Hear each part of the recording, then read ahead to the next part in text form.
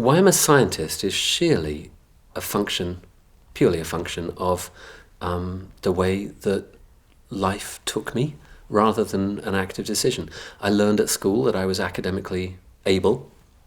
The biggest surprise was getting into Oxford, which was going from a sort of small town, nothing special, to this place that everyone has heard of.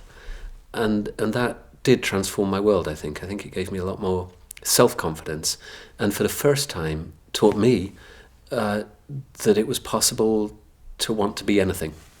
I think it was probably the greatest gift I got as an undergrad, was the confidence, arrogance even, to think that I got to choose my life.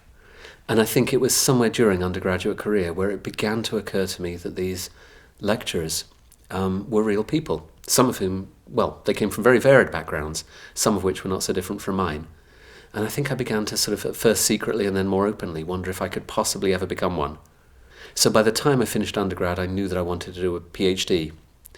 And I just hoped beyond hope that I could become one of these weird things called an academic. And it just unfolded. I see a lot of the grace of God in that. I still don't know how I got to do many of the things that have happened since.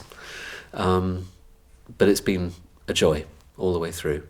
So that's the science half. The Christian half is not so very different. I mean, if you were a secular skeptic, you'd just look at me and say, well, he was raised a Christian. And I was. And sometimes secular skeptics have said to me, well, were you just indoctrinated at a young age? I'm like, maybe. I mean, all I can really tell you is it works for me. And every year that passes, it works for me more. It brings me happiness, it brings me peace, it brings me satisfaction. My faith is a deeper truth than the science that I do. And I think that particularly as I reach middle age, I've convinced myself of seeing God transform lives in a way that I haven't seen for politics or philosophies. And that just confirms in me this deep sense that this is something that works for me.